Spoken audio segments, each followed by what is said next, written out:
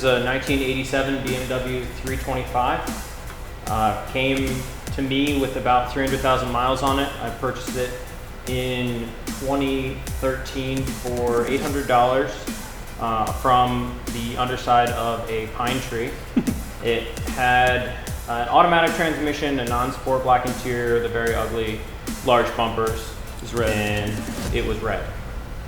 Since then, the car's gone through a number of iterations based on the RB.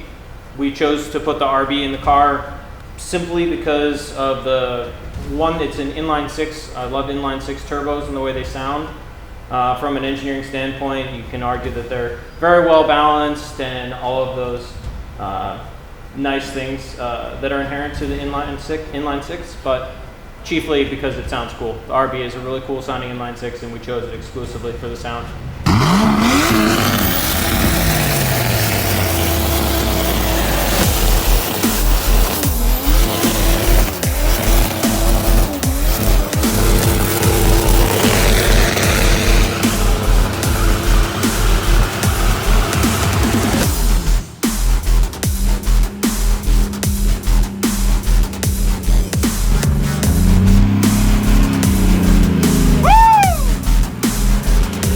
The injector that's featured on this car is a Nostrum Performance DQ35 base injector. It's something that fits in a 350Z or a G35 package. It's a 1,000 cc per minute, a 3-bar injector. It's ethanol capable.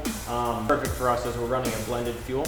It's a split gamma series and it's spray targeted. All of the features and functionality of this injector are suited very well to this application where we're asking for trying to get 500 horsepower out of a 2.5 liter engine. Many people would argue at 479 or 473, you're more than 500 at the crank, and so that's 200 horsepower per liter. So you're taxing all your engine componentry and you're taxing your fuel system, and so you really need something that's got you and that's going to be there reliably for you. If you lose fuel, you can lean out and damage stuff very, very easily. And so it's great for us to have this injector to lean on.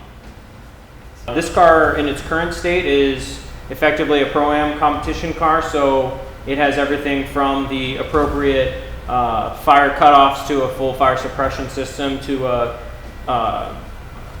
an H-pattern dog clutch gearbox. It's got, we're running on a non-street fuel. It has obviously the cage, the seats, the harnesses, plastic windows where possible, the cooling systems in the back, everything you can do suspension-wise to get huge amounts of steering angle, all the cooling you can get to be able to hot lap. The car has more or less everything you'd want out of a competition car.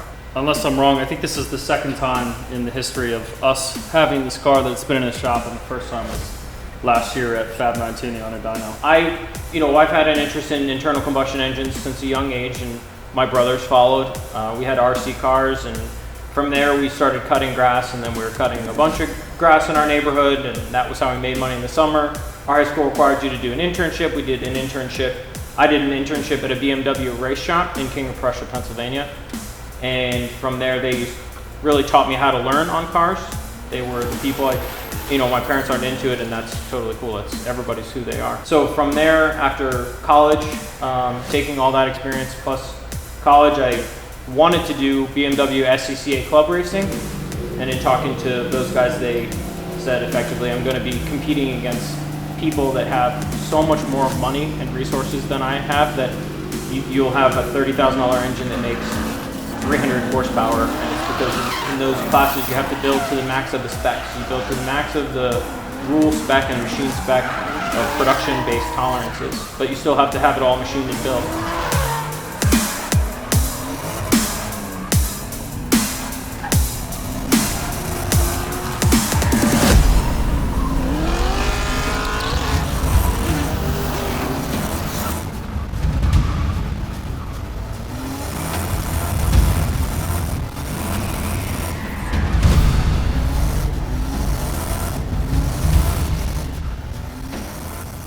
Drifting had been coming along, and the cool thing about drifting is as long as it's a rear-wheel drive car, your engines are unrestricted.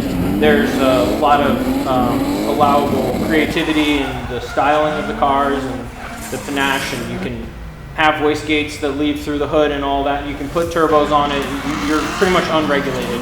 They regulate you between the strut tower or between front and rear strut towers as to what you can do with the chassis, just to keep it safe and keep it standardized. But for the amount you have for a competitive SCCA car, you can have one of these, and the cost to go to an event was a little less, and I sort of built up the idea that I wanted to go drifting.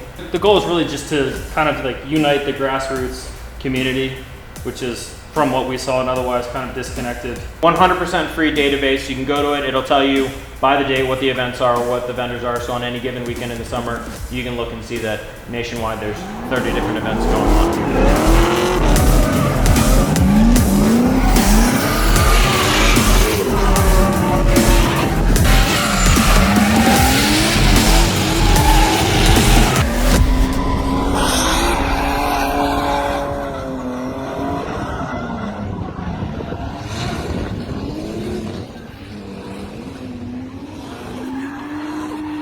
I mean, my inexperience in some of the base calibration setup was our biggest challenge. I can already tell there's going to be a significant amount of less stress coming into our first event this year than in years past, just because we were here, we worked with Sam, the engine's clearly dialed. Yeah, it's so huge.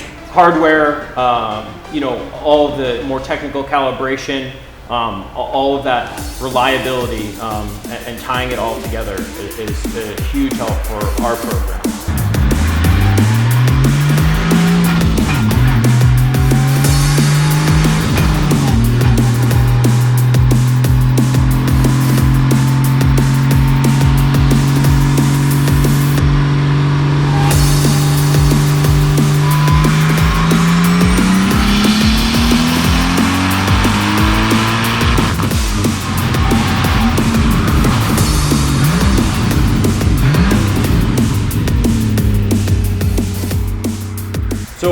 So far, you guys have effectively solved one of the most engineering and technical challenges on the car, and that is fuel delivery and fuel control. So from the facility and all the know-how here to help get the car completely configured, dynoed. Again, we're not running a street fuel, we're running an ethanol-based fuel, and that's going to provide a host of challenges in the calibration and reliability of the car. The hardware that you guys have is capable of doing that, and so for us, it takes off the table.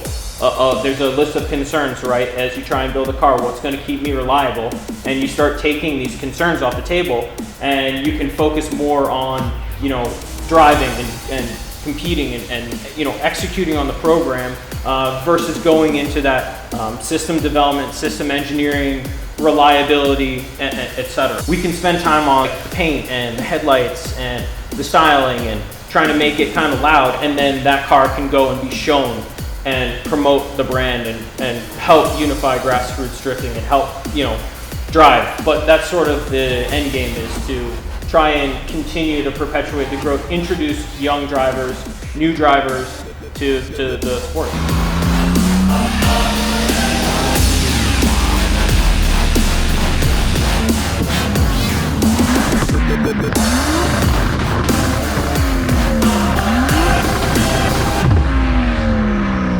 I think we're at about 15 states now, looking to expand. I think we'll do a new state for the North Dakota shootout, and depending on when things open up, down towards Tennessee, maybe we can get down there.